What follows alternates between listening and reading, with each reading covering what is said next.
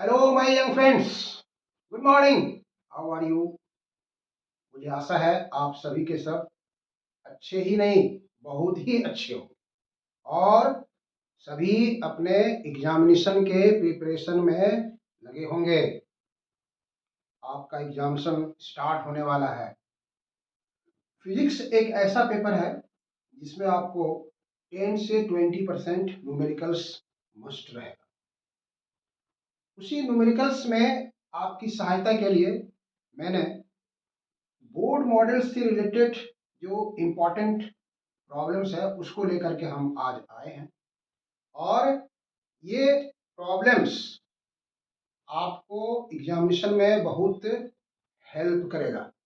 आप शुरू से अंत तक वीडियो से जुड़े रहेंगे और आज का जो कंटेंट है मेरा आपके लिए वो बहुत गंभीरतापूर्वक सेलेक्ट करके मैंने लाया है, इसलिए आप उससे जुड़े रहेंगे। और आज का जो टॉपिक्स है वो आप यहाँ देखिए, न्यूमेरिकल्स बोर्ड मॉडल। एक एक करके हम सारे प्रॉब्लम्स को एक्सप्लेन करेंगे। आपको वीडियो अच्छा लगेगा, आप उसको लाइक करेंगे और सब्सक्राइब करना नहीं भूलेंगे। आइए हम शुरू करते हैं अपना टॉपिक्स। आप लोगों से जो हमारे लिए कमेंट आ रहा था उसमें लोगों का कहना था कि सर हिंदी मीडियम के साथ साथ इंग्लिश मीडियम भी शुरुआत किया जाए, इसलिए आज जो वीडियो मैंने लाया है वो बाइलिंगुअल है। न्यूमेरिकल्स को हिंदी में भी हमने लिखा है और इंग्लिश में भी हमने उसको लिखा है। आपको सोल्व करेंगे, हिंदी मीडियम इंग्लिश मीडियम वाले दोनों के लिए सेम रहेगा। आइए देखिए, आज का जो पहला न्यूमेरिकल्स है, यहाँ पे पहला क्वेश्चन है 1 नैनो कूलम आवेश में कितने इलेक्ट्रॉन्स मौजूद हैं। How many electrons are present in a charge of 1 nano coulomb. कहाँ से आप बनाएंगे? दिमाग को कंप्यूटर पर आप ले जाइए और क्लिक कीजिए, फॉर्मूले मिलेगा आपको कहाँ पे, क्वांटाइजेशन ऑफ चार्ज, आवेश का क्वांटमीकरण। वहां फॉर्मूला आपने एक पढ़ा था, याद कीजिए, Q इक्वल टू NE। ये फॉर्मूला आपने वहां पे पढ़ा है, Q इक्वल टू NE। यहाँ पे क्वेश्चन में यहाँ दिया हुआ है 1 नैनो कूलम, मतलब Q का वैल्यू आपको दे दिया है 1 नैनो कूलम। नैनो कूलम को आप SI यूनिट कूलम में चेंज कर देंगे। आप जानते हैं 1 नैनो कूलम इज 10⁻⁹ कूलम। आपको कितना इलेक्ट्रॉन है वो चाहिए, N is what, N is what is E, you know it. आप क्या है E, आप जानते हैं 1.6 इंटू 10⁻⁹ कूलम। तो अगर आप यहां से N निकालेंगे तो that will be Q by E। देख रहे हैं आप, Q बाय E।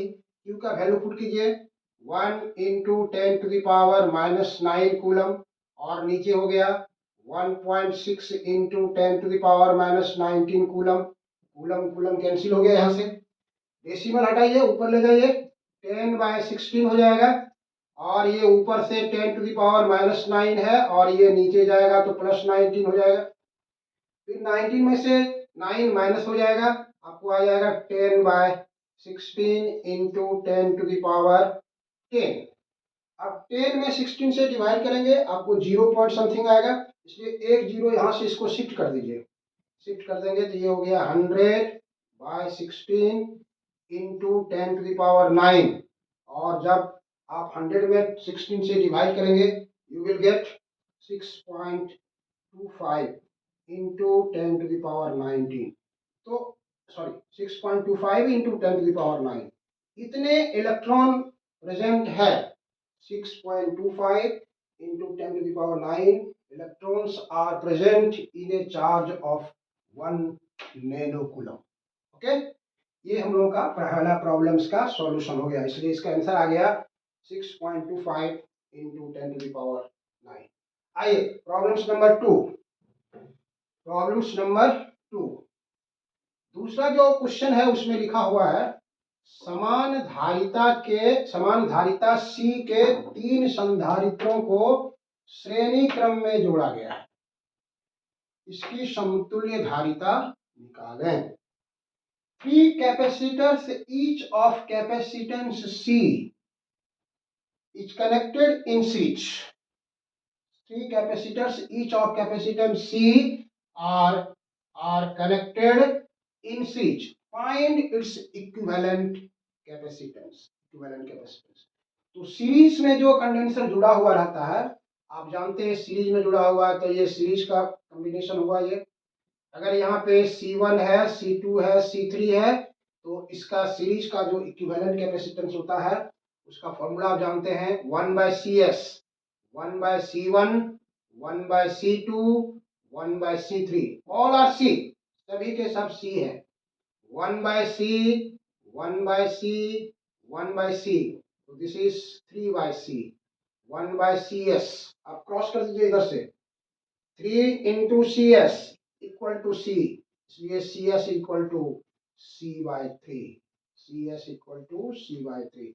ऑब्जेक्टिव के लिए हम लोग इसका जनरल फॉर्मूला यूज करते हैं कि अगर ये इसका आपका आंसर आ गया, आपका ये आंसर आ गया, इसमें आपको एक हिंट देते हैं कि अगर इस तरह से सेम कैपेसिटेंस का अगर n कैपेसिटर्स कंडेंस इसमें जुड़ा हुआ है, n, ये C n जुड़ा हुआ है, तो इसका जो CS हो जाएगा C/n। ये जनरल फॉर्मूला हो गया, CS इक्वल टू C/n। तो यहाँ CV है और ये 3 है, 3 कंडेंसर्स है, इसलिए C से हम इसमें n के जगह पर 3 दे देंगे तो C/3 आ जाएगा। ये जनरल फॉर्मूला हम लोग ऑब्जेक्टिव में इसको बना सकते हैं। क्लियर? ओके, कोई प्रॉब्लम नहीं होगी। आइए प्रॉब्लम नंबर 3, नंबर 3 को देखिए। तीसरा प्रॉब्लम जो है वो भी इसी से रिलेटेड है, लेकिन यहाँ पे दिया हुआ है 3 संधारित्रों को परिपथ में चित्रानुसार जोड़ा गया है। 3 capacitors are connected in circuit as shown in figure. Find equivalent capacitance. इसकी समतुल्य धारिता निकालें, कितना होगा आपको बताना है। आप यहाँ देखिए, ये जो एक वायर यहाँ दिखा रहा है आपको इस तरह से, और एक यहाँ से जुड़ा हुआ है, तो ये वायर इंडिकेट करता है कि ये जो दोनों पॉइंट है वो एक ही पोटेंशियल पर है, और ये दोनों पॉइंट जो है एक ही पोटेंशियल पर है।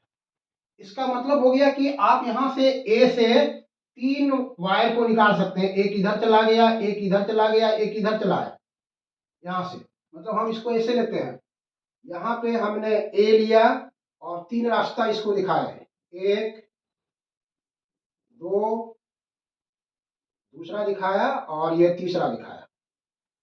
अब ए का जो सेकेंड, इस कंडीशन में जाते हैं positive plate, negative plate. Negative plate जहां जुटा हुआ है वो बी से भी जुटा हुआ है, मतलब ये अगर बी पॉइंट मेरा इधर है तो बी से भी 3 कंडेंसर है जुड़ा हुआ। देखिए, एक इधर से आया जो ए से जुड़ा हुआ था, ये भी वहीं से आया जो ए से जुड़ा हुआ था, और ये भी वहीं से आया जो ए से जुड़ा हुआ था।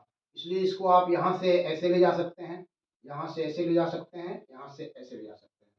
ये हो गया सी सी सी, मतलब this circuit is equivalent to the parallel connection of 3 capacitors. ये जो परिपथ है वो 3 संधारित्रों के समानांतर क्रम, पार्श्व क्रम, जिसको आप पैरेलल कनेक्शन कहते हैं हम लोग, उसका वो इक्विवेलेंट है, उसी से वो मिलता जुलता है। तो हम लोग उसको क्या किए, उसको इस रूप में एक्सप्रेस कर दिया। आप इस रूप में एक्सप्रेस कर दिए तो आपके लिए बहुत इजी हो गया। पैरेलल कनेक्शन का फॉर्मूला जानते हैं, पैरेलल कनेक्शन के लिए सीपी, ये पैरेलल में होता है क्या, C1 plus C2 plus C3, और all are 3, this is 3C। तो CP is equal to 3C, ये इसका आंसर आ गया। प्रॉब्लम नंबर 3, प्रॉब्लम नंबर 3 का हम लोग को ये आंसर आ गया 3C। Now come to problem number 4। Problem number 4 पर हम लोग आते हैं। 4 नंबर जो प्रॉब्लम्स है, ये था पहला इलेक्ट्रिक चार्ज से, दूसरा हुआ कैपेसिटर से, तीसरा है इलेक्ट्रिक फ्लक्स से, Gauss theorem.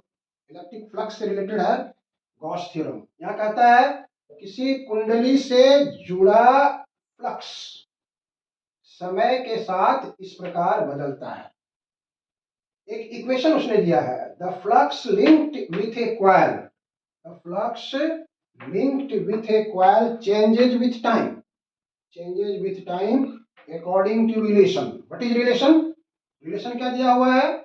phi equal to 10 t square minus 50 t plus 250 plus 250. ये आपको यहाँ पे दिया हुआ है 50t plus 250. तो कहता है क्या? t इक्वल टू 3 सेकेंड में उत्पन्न प्रेरित विद्युत वाहक बल का मान निकालिए. Then calculate induced EMF produced in the coil in 3 second. आप कहां से निकालेंगे? कौन सा फॉर्मूला यूज करेंगे? Faraday's law of electromagnetic induction. Faraday's law of electromagnetic induction याद है आपको? E equal to minus D five by D T. E equal to minus D five by D T. आपको ये निकालना है E is what.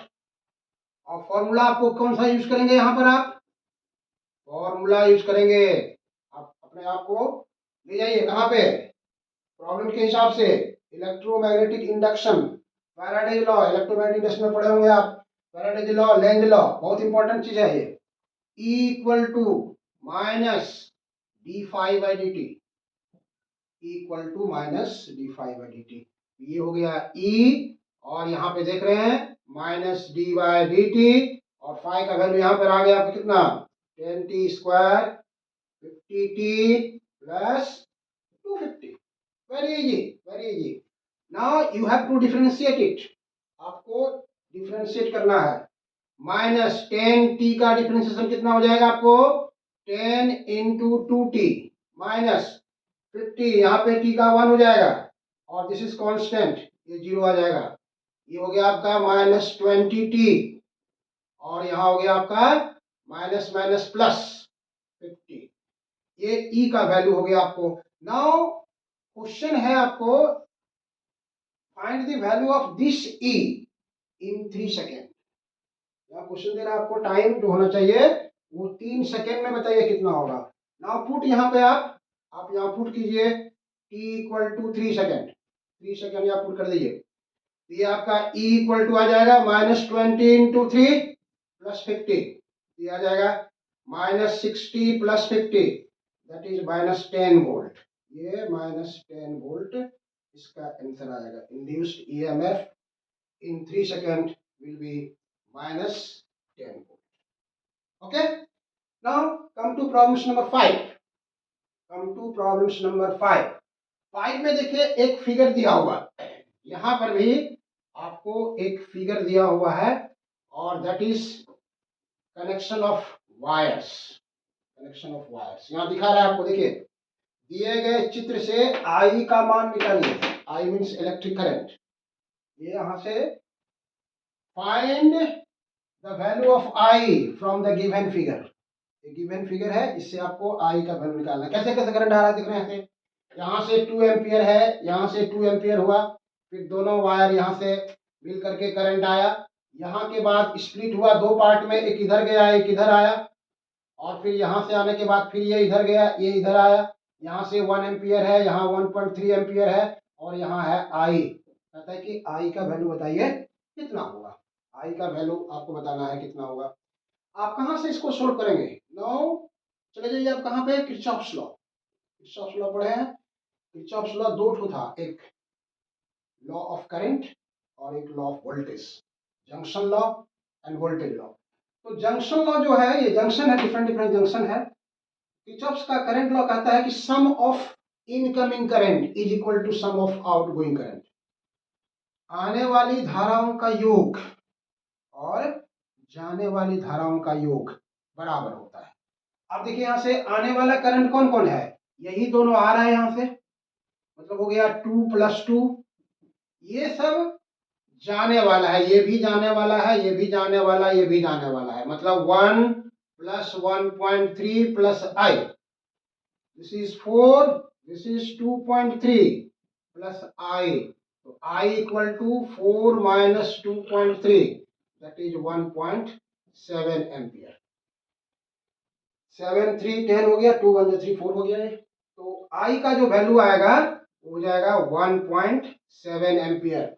Some of incoming current is equal to sum of, आप देख लीजिए यहां से, sum of incoming current, sum of incoming current is equal to sum of outgoing current. इसके हिसाब से हम लोग इस आई का वैल्यू निकाले यहां से 1.7 एम्पियर। तो यहाँ 1.7 पुट कर देंगे तो दिस 1.7, 1.3 और 1 ये मिल करके हो जाएगा आपको 4 एम्पियर। आपको मेरा वीडियो अच्छा लग रहा होगा, आप उसको सब्सक्राइब करेंगे और शेयर करना नहीं भूलेंगे। बीच बीच में घंटी बजाते रहेंगे तब ना हम तरोताजा होंगे। आते हैं अगला प्रॉब्लम्स। अगला प्रॉब्लम्स है नंबर 6। आज की चर्चा हमने किया था अभी। प्रॉब्लम्स नंबर 6 में आते हैं हम लोग। दिए गए परिपथ से ए और बी के बीच समतुल्य धारिता निकालें। Determine equivalent capacitance between points A and B. यहां पर देख रहे हैं एक सर्किट दिया हुआ है, फिगर दिया हुआ, एक सर्किट है, एक फिगर है। यहाँ पे there are 5 capacitors, each of capacitance 3C। 3C धारिता के 5 संधारित्रों को फिगर के अनुसार जोड़ा गया है। तो कहता है कि ए और बी के बीच कितना इक्विवेलेंट कैपेसिटेंस होगा, वो आप हमको कैलकुलेट करके बताइए। आंसर बताइए उसका कितना होगा। ये फिगर जो है आपको व्हीटस्टोन ब्रिज से रिलेटेड है, व्हीटस्टोन ब्रिज से मिलता जुलता है। तो व्हीटस्टोन ब्रिज को थोड़ा सा कंपेयर कीजिए। व्हीटस्टोन ब्रिज में ऐसे था, वहां पे 5 रेसिस्टेंस था ऐसे, एक यहाँ लगा हुआ था इस तरह से, ये PQRS, और यहाँ था एक, मान लीजिए यहाँ गैल्वेनोमीटर लगा हुआ था, ये गैल्वेनोमीटर लगा हुआ था, ये IG था, गैल्वेनोमीटर, करंट थ्रू गैल्वेनोमीटर। वहां हम लोग कंडीशन आप पढ़े होंगे कि गैल्वेनोमीटर से current will not flow if P/Q equal to R/S। इस रेसिस्टेंस और इस रेसिस्टेंस का रेशियो और इस रेसिस्टेंस और इस रेसिस्टेंस का रेशियो अगर बराबर है, ये दोनों पॉइंट सेम पोटेंशियल पर होगा और इससे करंट फ्लो नहीं करेगा। वही कंडीशन यहां पर भी है। अगर आप यहां देखेंगे इसको, इसको अगर आप रेसिस्टेंस के रूप में लेते हैं तो 3C/3C, और यहाँ पर भी 3C/3C सेम आ रहा है।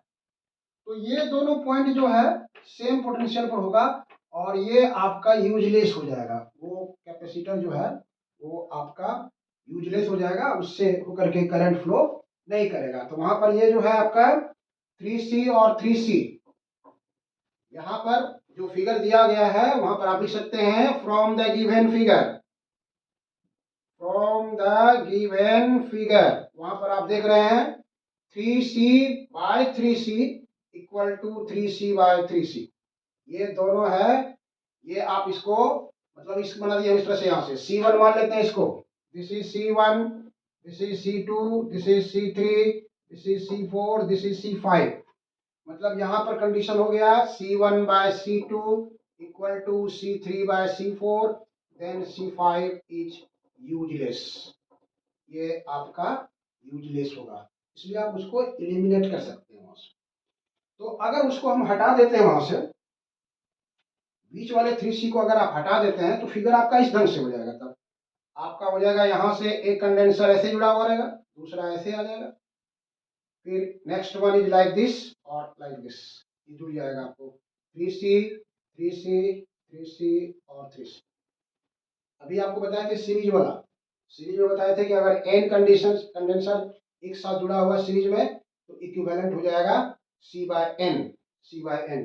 तो ये दोनों मिल करके, ये पॉइंट A है और ये B है, ये दोनों सीरीज में है, तो उसको आप एक कंडेंसर में बदल सकते हैं। फिर ये दोनों सीरीज में है, फिर ये दोनों एक कंडेंसर में बदल सकते हैं आप इसको। इसलिए यहाँ पे ये 3C और 3C दोनों सीरीज में है और बोथ आर सेम, इसलिए उसका इक्विवेलेंट कैपेसिटी उसका आधा हो जाएगा, हाफ। दिस इज 3/2 और दिस इज 3/2, और तब फिर ये दोनों पैरेलल हो गया, पैरेलल हो जाएगा। तो यहाँ पर आप CAB लिख सकते हैं, CAB is 3/2 plus 3/2, that is 3 microfarad, 3 microfarad. ये इसका आंसर आ जाएगा इसके लिए। 3/2 1.5, 3/2 1.5, 1.5 प्लस 1.5 दैट इज 3 आएगा इसका, 3C। अगर C आपका यूनिट जो दिया रहेगा माइक्रो फैराड में तो माइक्रो फैराड में आएगा, फैराड में दिया रहेगा तो फैराड में दिया रहेगा। इसलिए एग्जामिनेशन का पीरियड है, आप खामोशी से अपने तैयारी में लग जाइए। इसलिए कहता है बिल्कुल इजी वे में कि खामोशी से आप अपने कोशिश में लगे रहिए, तो हल्का जो है आपकी सफलता मचाएगी, तो हल्का जो है आपकी सफलता मचाएगी। अब हम आते हैं अगला प्रॉब्लम से। देखिए अगला प्रॉब्लम आते हैं क्वेश्चन नंबर 7 में। देखिए यहां दिया हुआ है आपको, दो संधारित्रों में प्रत्येक की धारिता C है।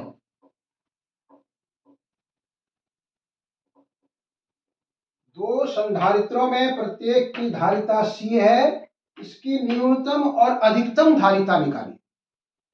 To capacitors each of capacitance C 6 microfarad are available, find minimum and maximum capacitance. तो आप कंडेंसर दो ठो है आपके पास, दोनों का वैल्यू सेम है, ये भी है 6 माइक्रोफैराड और ये भी है 6 माइक्रोफैराड। आप दोनों को जोड़ करके मिनिमम कितना निकाल सकते हैं और मैक्सिमम कितना निकाल सकते हैं। तो आप देख रहे थे सीरीज में जोड़ने से वैल्यू घटता है, इसलिए दोनों को अगर हम सीरीज में जोड़ देंगे इस तरह से 6 माइक्रोफैराड और 6 माइक्रोफैराड, और पैरेलल में देखे थे कि दोनों बढ़ता है इस तरह से, तो ये 6 माइक्रोफैराड और 6 माइक्रोफैराड ये जोड़ देंगे तो ये मैक्सिमम आ जाएगा, CP 6 + 6 that is 12 microfarad, this will be maximum, ये आपका अधिकतम होगा। और इसका बताए थे 6 माइक्रोफैराड और 6 माइक्रोफैराड, 6 माइक्रोफैराड ये पैरेलल में है, सीरीज में है, इसका फॉर्मूला बताए थे 1/CS इज 1/6 + 1/6, इसलिए CS बराबर हो जाएगा 3 माइक्रोफैराड। ये मिनिमम होगा आपका, दिस इज योर मिनिमम। तो क्वेश्चन क्या कह रहा है, find minimum and maximum capacitance, इसकी न्यूनतम और अधिकतम धारिता निकालिए। तो न्यूनतम कितना हो गया आपका 3 माइक्रोफैराड और अधिकतम कितना हो गया 12 माइक्रोफैराड। ओके, नाउ आगे बढ़ते हैं हम लोग problems number 8 without any late. आप देखिए इसको 8 नंबर प्रॉब्लम्स को देखिए क्या कह रहा है वहां से। प्रॉब्लम्स नंबर 8 यहां कह रहा है, एक प्रोटॉन 5 टेस्ला के समरूप चुंबकीय क्षेत्र में 4 × 10⁷ मीटर प्रति सेकेंड के वेग से क्षेत्र के लंबवत प्रवेश करता है। तो प्रोटॉन पर लगने वाले चुंबकीय बल का मान निकालें। A proton enters in a uniform magnetic field of 5 Tesla with velocity 4 × 10⁷ meter per second at right angles to the field. Calculate the force acting on the proton. तो force acting on a moving charge in uniform magnetic field, आप इसको पढ़े हैं, आप इसको याद रखिएगा, इससे बहुत से रिलेटेड ऑब्जेक्टिव क्वेश्चन भी आता है। अगर ये यूनिफॉर्म मैग्नेटिक फील्ड भी है और इसमें एक चार्ज है Q, V वेलोसिटी से थीटा एंगल पर प्रवेश कर रहा है, तो इस पर एक मैग्नेटिक फोर्स काम करता है Fm, और आप पढ़े होंगे वहां से मैग्नीट्यूड लिख रहे हैं Fm = QVB sin थीटा, ये फोर्स का फॉर्मूला होता है। जो मैग्नेटिक फील्ड में कोई चार्ज जब प्रवेश करता है, इंटर करता है, तो उस पर कितना फोर्स काम करेगा उसके लिए। आप प्रॉब्लम्स देखिए, यहाँ पर आपको क्या क्या दिया गया है। प्रोटॉन है, तो प्रोटॉन है तो ये चार्ज जो होगा प्रोटॉन का चार्ज हो जाएगा, आप जानते हैं 1.6 × 10⁻⁻19 कूलम। ये दिया भी हो सकता है, नहीं भी दिया हो सकता है।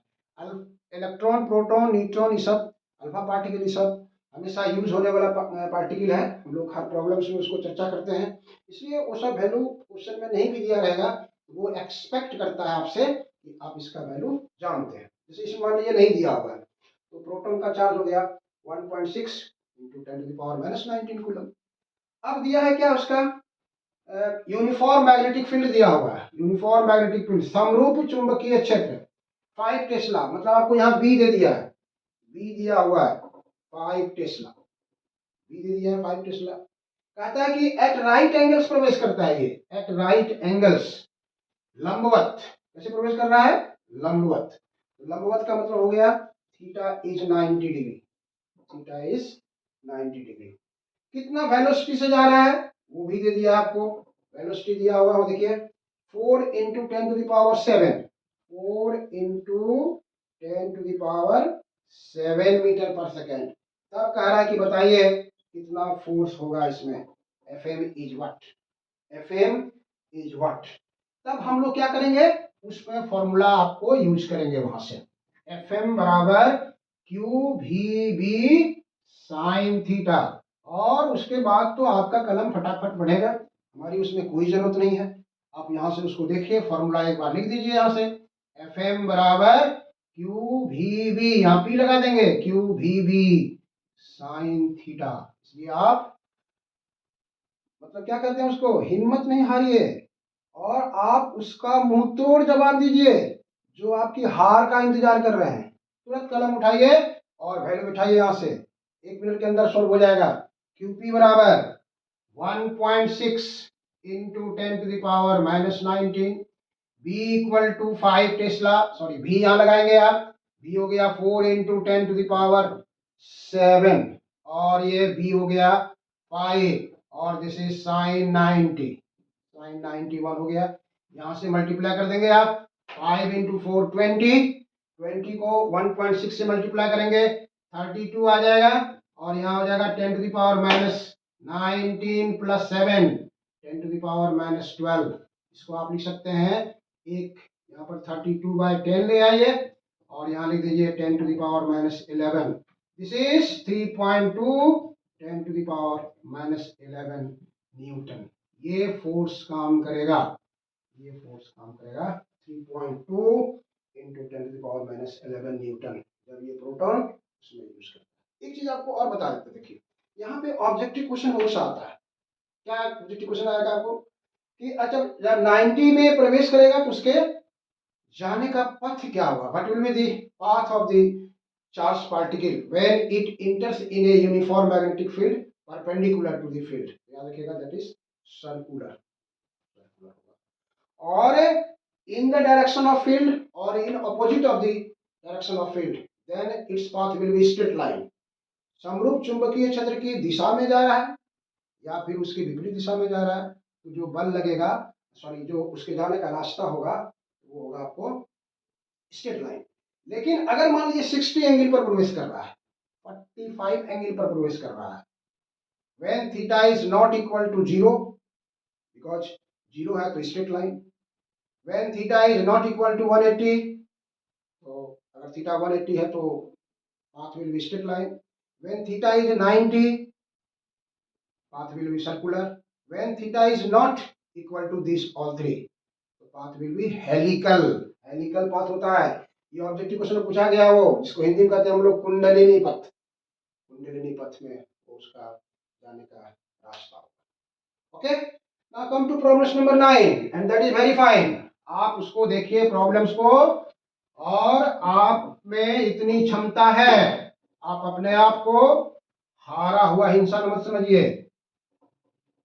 जो जंग से हार जाता है, और कुछ व्यक्ति होते हैं जो जंग से हार जाता है, और कुछ व्यक्ति होते हैं जो मन से हार जाता है।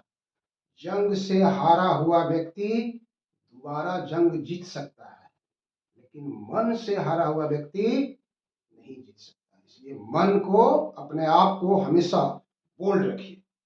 और आते हैं प्रॉब्लम नंबर 9 जो हमने आपको बताया, दैट इज वेरी फाइन। कैसे वेरी फाइन है, आप देखिए क्या कहता है, दो लंबे समानांतर तारों में से प्रत्येक में 1 एम्पियर की धारा एक ही दिशा में प्रवाहित होती है। मतलब दो लंबा तार है और समानांतर है, दोनों तारों के बीच की दूरी 1 मीटर है, तो आसान है। ये दो ठो लंबा तार हो गया, दोनों के बीच की दूरी यहाँ पे 1 मीटर हो गया, दोनों से समान दिशा में एक ही धारा प्रवाहित हो रही है, मतलब I1 बराबर 1 एम्पियर, यहाँ पे I2 है तो वो भी 1 ही एम्पियर है। दो लंबे समानांतर तारों में से प्रत्येक में 1 एम्पियर की धारा एक ही दिशा में प्रवाहित होती है। यदि तारों के बीच की दूरी 1 मीटर है तो उनके बीच लगने वाले आकर्षण बल का मान निकालें। Two long parallel wires each carrying a current of 1 ampere in the same direction are placed 1 meter apart. 1 meter apart. Then find the force of attraction between them. Find the force of attraction between them. एक चीज और बता देते हैं आपको, देखिए ये इसमें एक ऑब्जेक्टिव क्वेश्चन और आता है, एमसीक्यू का ये क्वेश्चन है। मेरा सीट जब आएगा तो वहां भी आपको ये फिर मिलेगा, लेकिन हम आपको पहले ही इशारा कर देते हैं। क्वेश्चन पूछता है अगर दो पैरेलल वायर से करंट सेम डायरेक्शन में मूव कर रहा है तो कौन सा फोर्स होगा। दो पैरेलल वायर से अगर करंट अपोजिट डायरेक्शन में मूव कर रहा है तो कौन सा फोर्स काम करेगा। यहाँ क्वेश्चन में तो दे दिया आपको कि अट्रैक्शन का फोर्स निकालिए, कभी कभी देता है कि find the magnitude of force and also mention it's nature. बल कितना लगता है वो तो आप निकालिए ही, साथ ही साथ ये भी बताइए कि उसकी प्रकृति क्या होगी। तो अगर यहाँ पर सेम डायरेक्शन में है तो नेचर हम लोग लिखेंगे अट्रैक्शन का होगा, मतलब आकर्षण का बल होगा। और अगर अपोजिट डायरेक्शन में है तो नेचर जो होगा वो रिपल्सन का होगा। तो यहाँ पर I1 I2 और ये दिया हुआ, इसको हम लोग D मानते थे। F निकालने के लिए कहता है, F निकालने के लिए कहता है, तो आपको याद है फॉर्मूला, याद कर लीजिएगा बिल्कुल, क्योंकि ये 2 या 3 मार्क्स का आता है, शॉर्ट क्वेश्चन भी आता है। तो इसका फॉर्मूला होता है F equal to mu naught by 4 pi two I1 I2 by D। अब यहाँ वैल्यू पुट कर दीजिए, म्यू नॉट बाय 4 पाई तो आपका क्या कहते हैं वो वैल्यू सब जगह यूज करते हैं आप, कितना 10 टू द पावर -7, ये 2 हो गया, ये 1 हो गया, ये 1 हो गया, नीचे 1 आ गया, सीधे 2 into 10 to the power -7 newton per metre. 2 into 10 to the power -7 newton per metre का फोर्स इस पर काम करेगा। चलिए आगे बढ़ते हैं हम लोग, अगला प्रॉब्लम्स नंबर 10 क्या कहता है, 3 आवेश +3Q प्लस Q और कैपिटल Q एक सरल रेखा में समान दूरी पर रखे गए हैं। Q के किस मान के लिए स्मॉल q पर लगने वाला बल का मान 0 होगा। 3 charges +3Q plus Q and capital Q are placed on a straight line with equal separation. For what value of Q the net force on small q will be 0। आइए देखिए, यहां से एक स्ट्रेट लाइन हम लोग बनाते हैं, यहां से ये स्ट्रेट लाइन हो गया, यहां पे है +3Q और यहां पे है +Q। इसके बीच का डिस्टेंस हम मान लेते हैं ये दिस इज स्मॉल x, और यहाँ पे है प्लस कैपिटल Q, इसका भी डिस्टेंस इक्वल है, दैट इज x। तो कहता है कि यहाँ पे कितना कैपिटल Q का वैल्यू होना चाहिए कि इस स्मॉल q पर नेट फोर्स जो है वो 0 होना चाहिए। तो मान लीजिए सपोज दैट कि यहाँ पे पॉइंट A है, दिस इज B और दिस इज C। तो A और इसके बीच का जो फोर्स अगर इधर से F1 काम कर रहा है और इधर से इधर इस पर अगर फोर्स F2 काम कर रहा है, अगर नेट फोर्स 0 होने का मतलब हुआ कि F1 should be equal to F2, तब इस पर फोर्स 0 हो जाएगा। तो F1 को हम लोग F2 के बराबर कर दें और इस F1 का फोर्स निकालते हैं इसके बीच। तो कूलम्स लॉ आप ले सकते हैं, 1/4 pi epsilon naught Q1 that is 3Q into Q by x square, और F2 होगा इसके बीच 1/4 पाई एप्सिलॉन नॉट यहाँ पे Q into capital Q by x square. ये दोनों कैंसिल हो गया, ये कैंसिल हो गया, ये और ये कैंसिल हो जाएगा। इसका मतलब capital Q should be equal to 3Q। अगर ये कैपिटल Q का वैल्यू 3Q के बराबर होगा तब net force on small q will be 0। Okay, now proceed to problem number 11 number पर हम लोग आते हैं। क्या कहते हैं देखिए, वायु में दो आवेशों के बीच 4 न्यूटन का बल कार्य करता है। दो आवेश है जिसके बीच 4 न्यूटन का फोर्स काम कर रहा है। यदि उनके बीच का स्थान पूरी तरह से कांच से भरा है जिसका परावैद्युतांक 8 है, तो नए बल का मान कितना होगा? मैंने विदाउट ग्लास जो है वो 4 न्यूटन है, तो कहता है कि विथ ग्लास कितना होगा? ये force of 4 Newton is acting between two charges in air. If the space between them is completely filled with glass of dielectric constant 8, then calculate the new force. मतलब Coulomb's law पर ही आधारित ये problems है। तो air में अगर आप निकालेंगे तो एयर में जो फॉर्मूला था इन एयर, वहां था FA 1/4πε0 Q1 Q2 by R square, और यहाँ हुआ इन ग्लास, यहाँ लिखते हैं इन ग्लास के लिए यहाँ पर FG कर सकते हैं आप 1/4πε0 into epsilon R Q1 Q2 by R square. तो FG आपको निकालना है, तो FG बाय FA कर दीजिए, यहाँ से ये पूरा कैंसिल हो जाएगा, 1/ε R आएगा आपको यहाँ से। इसलिए FG का जो फॉर्मूला होगा वो होगा FA बाय एप्सिलॉन R। और यहाँ जो क्वेश्चन दे रहा है हवा में, वायु में, एयर में कितना है 4 न्यूटन, मतलब ये प्रॉब्लम्स दे रहा है FA इज 4 न्यूटन और डाइलेक्ट्रिक कांस्टेंट परावैद्युतांक एप्सिलॉन R इज 8। तो FG निकाल दीजिए आप, therefore FG will be 4/8, that is half, that is 0.5 Newton, 0.5। बिल्कुल ठीक है, ओके। नाउ हम लोग प्रोसीड करते हैं प्रॉब्लम नंबर 12। 12 क्या कह रहा है देखिए, चुंबकीय क्षेत्र में प्रवेश करने पर दो अल्फा कणों के वेगों का अनुपात 3:2 है, 3:2 है। यदि वे विभिन्न वृत्ताकार पथों में चलते हैं तो उनके पथों की त्रिज्या का अनुपात निकालें। Two alpha particles have the ratio of their velocities h3:2 on entering the magnetic field. If they move in different circular path, find the ratio of the radii of their path। तो उसके path के radius का ratio कितना होगा, path के radius का ratio कितना होगा। आइए आपको दिखाते हैं यहां से।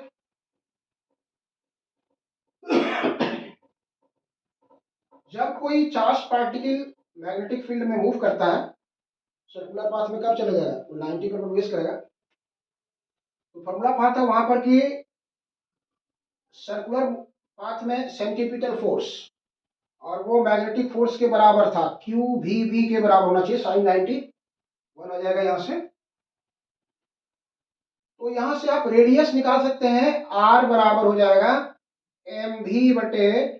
mv स्क्वायर बटे QVB। यहां से एक भी कैंसिल हो जाएगा, R will be equal to mv by QB। You can write here R is directly proportional to V, radius of the circular path will be directly proportional to velocity because these all are constant, ये constant है। यहां पर आप question को देखिए क्या कह रहा है, ratio of their velocities, alpha particle जो दो सर्कुलर पाथ में चल रहा है उसके वेलोसिटी का जो रेशियो है वो है 3:2। मतलब यहां पर देखिए आप, क्वेश्चन यहां पर दे रहा है according to question V1/V2 is 3:2। Then R1/R2, R भी है तो आप इसको R1/R2 लिखेंगे, तो ये हो जाएगा V1/V2, और V1/V2 का रेशियो अगर दिया हुआ है तो R1/R2 इज ऑल्सो 3/2। इसलिए इसका रेशियो भी 3:2 ही होगा। ठीक है। Now come to problem number 13। Come to problem number 13। आप अगर जल्दीबाजी में है आप तो आप इसका स्क्रीनशॉट भी ले सकते हैं और फिर उसको प्रैक्टिस कर सकते हैं। हम पढ़ते हैं प्रॉब्लम नंबर 13। 13 को देखते हैं लोग। 13 नंबर प्रॉब्लम है कूलम्स लॉ से रिलेटेड है। कूलम्स लॉ से रिलेटेड आपको बता रहे हैं coulomb's law is very very important to the point of problems numericals के हिसाब से वो बहुत इंपॉर्टेंट टॉपिक्स है। बहुत सारी प्रॉब्लम्स उस पर आधारित हैं जो आपको एमसीक्यू में भी आएगा और बनाने के लिए भी आएगा। क्या कहता है देखिए, +3 माइक्रोकूलम और -8 माइक्रोकूलम के दो बिंदु आवेश एक दूसरे को 1 न्यूटन के बल से आकर्षित करते हैं। प्रत्येक आवेश में +5 माइक्रोकूलम का आवेश जोड़ने पर नया बल कितना होगा। 2 point charges each of +3 microcoulomb and -8 microcoulomb attract each other with a force of 1 Newton. A charge of +5 microcoulomb is added to each of them. Calculate the new force between them. उसके बीच का new force निकालना है आपको। तो यहाँ पे अगर force है Q1 है आपका +3 माइक्रोकूलम और ये मान लीजिए r डिस्टेंस पर है Q2 दैट इज -8 माइक्रोकूलम। ये फोर्स इसमें काम कर रहा है F1। तो F1 फॉर्मूला हो जाएगा आपको 1/4πε0 Q1 Q2 बटे r²। तो ये है 1 न्यूटन, ये F1 हो गया। यहाँ पर Q का वैल्यू यहाँ दिया हुआ है +3, यहाँ दिया हुआ है -8। यहाँ पर इसका मतलब हो गया ये 1 न्यूटन का वैल्यू आपको दिया है, ये वैल्यू आपका सेम है। यहाँ से रहने देते हैं इसको इस रूप में। अब नेक्स्ट पार्ट देखिए, ये स्टेप 1 है आपका, दिस इज स्टेप 1। स्टेप 2 में आप आइए, देखिए क्या कह रहा है, सेकेंड पार्ट क्या कह रहा है। प्रत्येक आवेश में +5 माइक्रोकूलम का आवेश ऐड किया जाता है। नहीं, ये charge of +5 microcoulomb is added to each of them. You know charge is scalar quantity, आप उसको सिंपल की तरह से ऐड कर सकते हैं। तो जब ऐड करेंगे तो ये पॉइंट ए और बी जो था, अब ये चार्ज का वैल्यू बदल जाएगा लेकिन सेम ही रहेगा। +3 माइक्रोकूलम में +5 जोड़ेंगे तो ये आ जाएगा +8। ये हो गया प्लस, ये 5 जोड़ देंगे तो यहाँ आ जाएगा 8 माइक्रोकूलम और यहाँ प्लस जोड़ देंगे तो ये हो जाएगा आपको माइनस, यहाँ हो जाएगा -3 माइक्रोकूलम। +5 जोड़ना है सब में, तो 3 में 5 जोड़ेंगे तो 8 आएगा और इसमें भी +5 जोड़ना है तो आएगा -3। डिस्टेंस सेम है, दोनों के बीच का डिस्टेंस सेम ही है। ये फोर्स अगर F2 आ रहा है तो F2 बराबर देखिए फॉर्मूला हो जाएगा 1/4πε0 Q1 × Q2/r²। अब यहाँ कंपेयर कीजिए, देखिए Q1 Q2 वही है 3 और 8। तो कूलम्स लॉ में आप क्या करते हैं, मैग्नीट्यूड लेते हैं ना। यहाँ पर भी अगर इसको आप करेंगे तो ये आ जाएगा 9 × 10⁹ और यहाँ हो गया 3 × 8/r²। यहाँ भी हो गया 9 × 10⁹ और फिर वही हो जाएगा 8 × 3/r²। इसलिए दोनों का अगर रेशियो निकालेंगे F2/F1 ये पूरा कैंसिल हो जाएगा, 1 आ जाएगा और तब F2 will be also equal to F1। इसलिए F2 इज आल्सो 1 न्यूटन। जितना न्यूटन पहले काम कर रहा है, क्वेश्चन यहाँ दे रहा है एक दूसरे को 1 न्यूटन के फोर्स से अट्रैक्ट कर रहा था, इसलिए ये 1 न्यूटन का फोर्स ही अट्रैक्ट होगा। तो इस तरह से ये आज का जो हम लेके आए आपके पास, बेसिकली जैक मॉडल से जो एग्जाम स्टार्ट होने वाला है रिलेटेड प्रॉब्लम्स हैं। आप इसको आराम से पूरा वीडियो लास्ट तक देखेंगे और इम्पॉर्टेंट प्रॉब्लम्स है, इसको आप प्रैक्टिस करेंगे। ये आपके लिए बहुत ही यूजफुल है, बहुत ही फायदेमंद होगा और एग्जाम समय आपको बहुत मिलेगा। आपको चैनल मेरा कैसा लगा, आप उसको लाइक करेंगे, सब्सक्राइब करना नहीं भूलेंगे। हम आपके कॉमेंट का भी अपने बॉक्स में इंतजार करेंगे। चलिए, थैंक यू वेरी वेरी।